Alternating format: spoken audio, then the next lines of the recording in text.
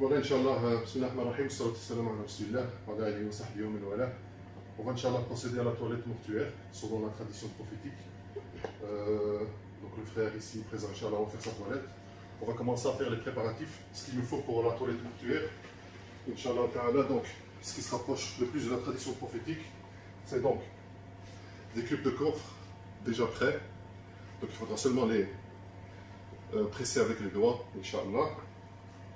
Donc le cidre moulu, le cidre c'est du julier en français, donc ça c'est du cidre moulu, c'est ce qu'on va utiliser pour la deuxième toilette. Je vais expliquer ça, Inch'Allah, au fur et à mesure de la toilette. Donc voilà, on va utiliser donc du cidre, le camphre, ce qui vaut à la troisième toilette et la dernière. Comme dirait Alayhi Salam dans Ahkam al-Janaïz,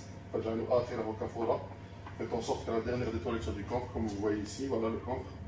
À fur et à mesure qu'on le presse avec les doigts, il s'effrite, aussi simple que ça. Voilà. Ça c'est pour la troisième toilette. La deuxième toilette, donc le cidre.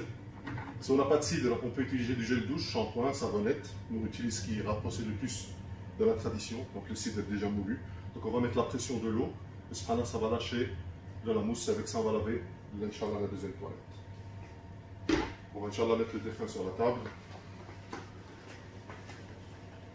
Donc voilà, maintenant je vais préparer les ingrédients qu'on a préparés, le cidre, voilà. Avec la pression de l'eau, ça commence à mousser, comme ça vous savez. Comme je vous ai dit, ceux qui n'ont pas le cidre, je juge bien en français, vous devez directement utiliser donc du gel douche ou du shampoing. Voilà.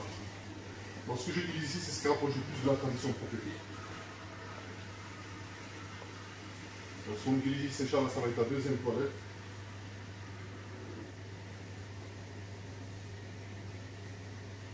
Donc la procédure de la toilette mortuaire, on a mis le défunt sur la table, donc le labo, la table d'autopsie. On a dénudé de ses vêtements. On a protégé, donc la protection de ses parties intimes pour l'homme, c'est du nombril jusqu'au genou. Pour la femme qui lave les femmes, c'est du cou jusqu'aux chevilles. Donc la femme n'a pas le droit de laver la femme, poitrine à l'air, genou à l'air, tibia à l'air. Donc c'est vraiment du cou jusqu'aux chevilles. Donc ça, les femmes qui lavent les femmes savent.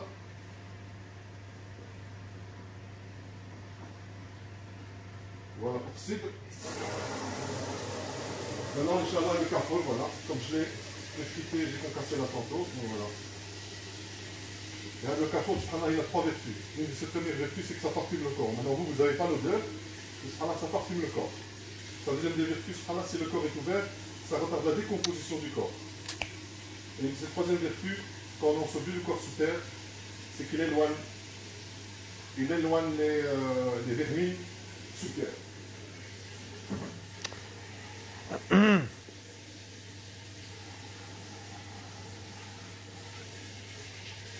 Donc je vous ai expliqué par rapport à la sutra. Alors par rapport à la sutra, la première toilette, c'est quoi la procédure? Inch'Allah, donc on la step, la femme du cou jusqu'aux chevilles. On fait la première des étapes, c'est l'istinja, donc les parties intimes, comme pour la prière. Comme pour la prière. Ouais. Voilà, on a préparé donc notre matériel. Maintenant, je vais vous expliquer Inch'Allah sur la mesure. Voilà.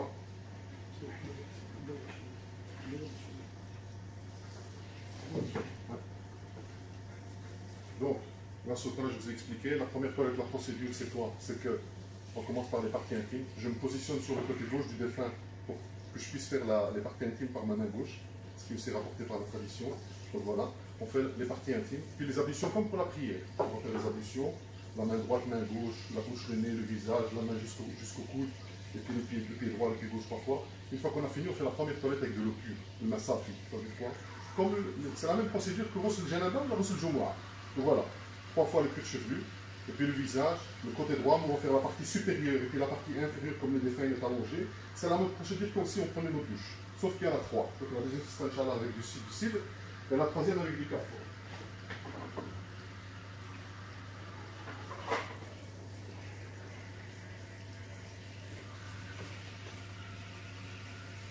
Donc voilà, on utilise un gant de toilette, par respect pour le défunt, donc on n'a pas le droit de toucher cette partie intime directement avec nos mains. On commence, voilà. On fait les parties intimes, bien comme il faut, entre jambes. Ces parties intimes sont postérieures, on regarde le gant, donc il n'y a rien qui sort Donc c'est bon, on peut s'arrêter là. S'il y a quelque chose qui sort, on doit, donc, mon assistant ici, il doit relever le corps et moi je l'obstrue avec la ouate. Donc ça, il n'y a rien qui sort de l'orifice anal. Mais comme là, il n'y a rien, machallah, donc on commence. Bismillah, les ablutions. 3 fois la main droite.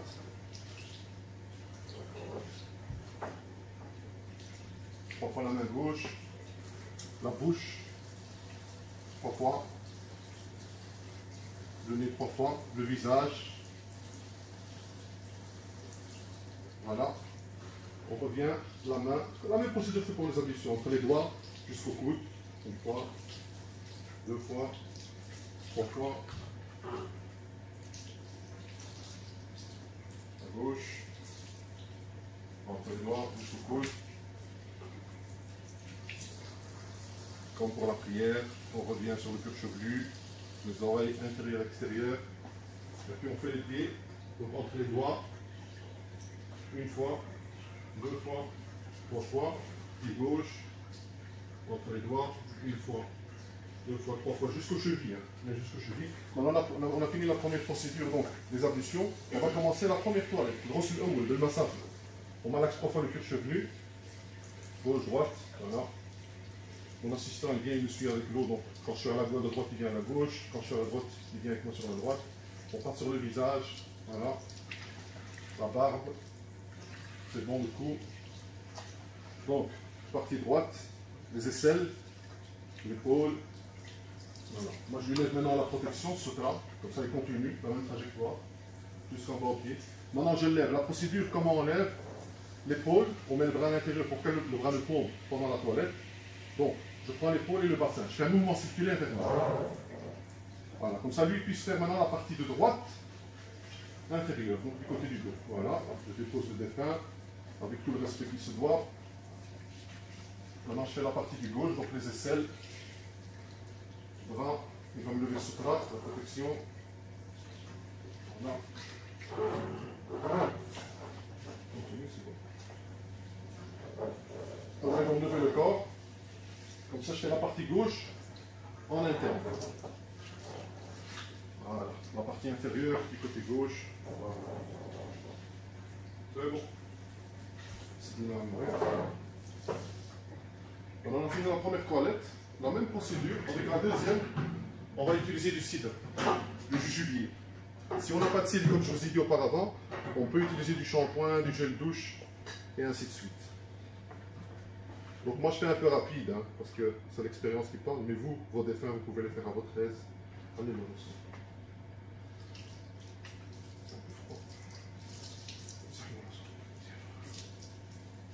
Allez, c'est la deuxième toilette, la même procédure, voilà, entre les oreilles, le visage. Voilà, c'est bon. Le cou, remets-le là, fais-le là. Voilà, côté droit, toujours la même procédure, voilà, stop, sur le bras. Dans le dialogue, les aisselles, voilà. Je lui donne, voilà. Il continue, la même procédure. Comme si le défunt était debout, il prenait sa douche, sauf que là il est allongé. Je prends le bras à l'intérieur pour le bassin, mouvement circulaire vers moi, je le plaque contre moi. Voilà, c'est une technique, comme ça vous savez. Voilà. Je pose bien par respect. Côté gauche, le bras, donc les doigts, ils vont me lever la protection, donc soutien. Voilà. Les cuisses, genoux, tibia, le pied. Il va se relever vers lui. Je fais la partie inférieure maintenant gauche. Voilà. Voilà. Donc vous voyez, on a fini la deuxième procédure. La deuxième étape de la toilette, c'est cidre. Maintenant, si on avait utilisé du gel douche ou du shampoing ou du savonnette, on doit rincer le corps. On fait un rinçage, qui n'est pas considéré comme étant la troisième toilette. Mais puisque là on utilise des produits naturels, donc cidre, comme le carrefour, donc on va utiliser directement la troisième toilette qui est avec lui. Comme je vous ai dit.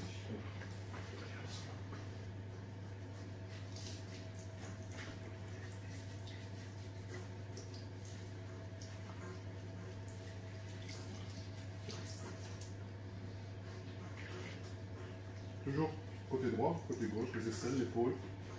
Voilà, on a une procédure entre les doigts. Je je lève ce drap, donc la protection. On n'a pas le droit de voir ses nudité, comme je vous ai dit, à part s'il y a quelque chose qui coule de l'orifice anal. Je prends le bras, l'épaule, bassin, mouvement circulaire vers moi. Comme ça, il fait la partie inférieure de droite. C'est la même procédure, voilà. Je dépose lentement, par respect. L'âme n'est plus là, mais le corps est là, on doit le respecter comme s'il était vivant.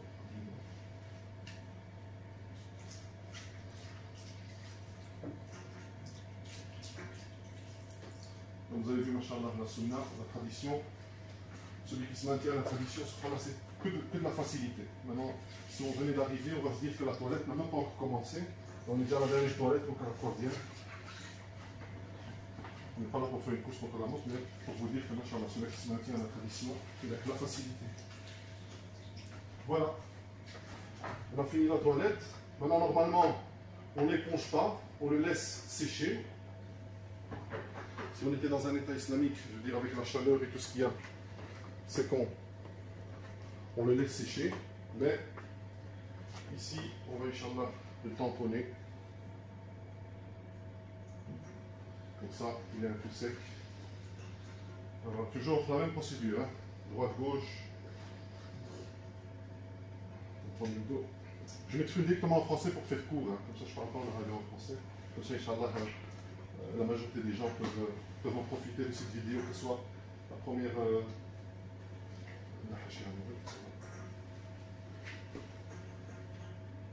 La première, c'est pour les gens de confession musulmane, comme ça ils peuvent savoir faire la toilette. Et pour ceux de non-confession musulmane, vous savez voir la procédure, comment on fait nous, les musulmans, la toilette mortuaire, le respect de nos défunts. Voilà. Et aussi une chose à savoir, que quand il y a un de nos défunts qui décède, ce qui est rapporté dans la tradition la plus authentique, c'est les proches qui doivent laver leurs défunts, comme c'est les proches qui doivent prier sur leurs défunts, comme c'est les proches qui doivent vraiment ensevelir, je veux dire, leurs défunts sous terre. Voilà. Maintenant, Inch'Allah, on va utiliser le linceul. Voilà. Ça, c'est un rouleau de linceul. Je vais vous expliquer. La procédure, maintenant, le corps, c'est un corps simple. Il fait plus ou moins 1m60, 1m70. La largeur du kafan, toujours 1m50. Si vraiment la personne est obèse, elle est forte, on utilise une largeur plus large. Mais sinon, en principe, les mesures, c'est quoi? C'est 1m50 sur 2m50 maximum. Donc, ça veut dire, vous allez chez les gens du tissu, vous achetez un tissu de 1m50 de large, les rouleaux qui se vendent. Sur 7m50, vous coupez ça en 3, et voilà. C'est aussi simple que ça. La seule chose qu'il faut savoir, c'est que, même sunna encore une fois, la tradition veut que les kafans soient encensés. Encensés quoi? On doit mettre donc, de l'encens et le bakhar. Mais comme ici on a avec détecteur d'incendie et tout, donc il vaut mieux éviter, pas de problème. Donc moi ce que j'utilise l'encens liquide. Donc j'utilise le khor liquide. Donc le oud ou bien le musk ou n'importe quoi. J'utilise le khor liquide. Avec ça, je parfume donc le linceul. Donc maintenant, j'ai vu la taille un peu plus ou moins du défunt. Qu'est-ce que je vais faire? Ça aussi c'est l'expérience qui parle. Donc moi ce que je vais faire, je vais couper plus ou moins 1m50.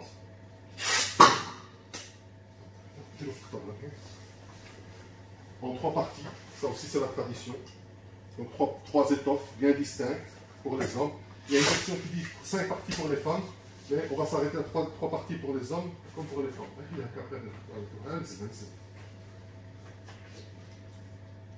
Et je vais expliquer la différence aussi par rapport aux femmes qui lavent les femmes. Il y a une dernière étape qui diverge de l'étape des hommes. Le fait de... On va parfumer déjà le corps. Je suis un peu rapide, hein, comme ça, Inch'Allah, vous profitez le maximum, que la vidéo ne soit pas trop longue. Voilà la procédure. Normalement, là, on a le khor, on a le majmar, on le bakhar à la maison. Mais puisqu'ici, avec les techniques dans les hôpitaux et dans les labos et tout, donc nous, ce qu'on fait, on utilise le khor liquide, donc voilà, sur toute la surface. Voilà. Ça, c'est la première partie. La deuxième partie, maintenant, ceux qui n'ont pas le khor, ou ils viennent d'avoir un décès, ils ont le tissu, tout, ils peuvent utiliser du parfum. Donc, c'est seulement, c'est pas une obligation. Il est meilleur. On peut s'occuper de nos défunts comme il se doit, car demain, nous aussi, on sera à leur place. Et on aimerait bien qu'il y ait certaines personnes qui viennent s'occuper de nous comme ils le font. Donc voilà, moi je partage sur toute la surface. Vous n'avez pas besoin de faire ça rapidement comme nous on le fait. Voilà. prend bien les trois parties ensemble. Normalement, là, j'ai épongé le défunt, mais avec la procédure de mettre le kafan et l'encensé, normalement, il sera déjà sec. Donc voilà, maintenant, je vais le retourner jusqu'à la moitié, donc jusqu'à plus ou moins 75 cm. Voilà, c'est le général. Maintenant, il faut savoir aussi, alhamdoulilah, notre religion est structurée. Donc maintenant, comment on met le kafan? On met le kafan sur le côté droit du défunt. C'est son vêtement. Nous, quand on s'habille, on commence par la droite. Quand on déshabille, c'est par la gauche. C'est son vêtement. Donc je vais venir le rabattre sur son côté droit. Voilà. Je centre bien donc une distance au niveau des pieds et de la tête. Voilà. C'est bon. Maintenant, voilà. On n'a pas besoin de se tracasser la tête. Voilà. Il déroule, aussi simple que ça. Voilà. On a fini. Le défunt, il est bien centré. Il est dans son linceul. On l'a mis sur son côté droit. Il reste une dernière étape, c'est on parfume le corps. On parfume le corps où ça? C'est les 7 parties de prosternation. Donc le front, le bout du nez, la main droite, main gauche, genou droit, genou gauche, pied droit, pied gauche. Donc voilà. Main droite je veux dire, main gauche, genou droit, genou gauche, le pied, la plante des pieds ou des pieds, voilà, c'est le haut. Maintenant, la différence avec les femmes, c'est le linceul, il est le même. Sauf la sutra au début, donc elle doit être protégée du cou jusqu'aux chevilles. Et la différence qu'il y a avec les femmes, c'est que si la femme, la défunte qui est morte, elle a des cheveux, assez de cheveux, donc celle qui lave, elle doit lui faire des tresses au niveau des cheveux. Comme le professeur sallam, il a en disant, il faut lui faire des tresses à sa fille. Donc, ce qu'on fait maintenant, la femme, elle doit faire des tresses. 3 tresses. Donc, une sur le côté droit, une au milieu et une sur le côté gauche. Et une fois qu'on fait ces tresses, on les rabat. Donc on fait les tresses, on les rabat par-dessous la tête. C'est la seule différence entre l'homme et la femme. Sutra et les tresses à la fin. Le parfumage, tout est identique. Comme il y a 3 étapes, on rabat la première. Donc, la sutra, on l'a jusqu'à la dernière étape. On n'a pas le droit de voir ces parties intimes, comme je vous ai dit. À part en cas de nécessité vraiment absolue. Donc voilà, on va l'embaumer comme s'il se doit. La sutra, comme vous voyez, jusqu'au dernier instant, voilà. On rabat maintenant le côté gauche. Voilà. La même chose, côté gauche, on vient compresser les pieds ici, voilà, tac. La deuxième partie, la même procédure. Pour les femmes ou pour les hommes, elle est identique. Côté gauche. La dernière.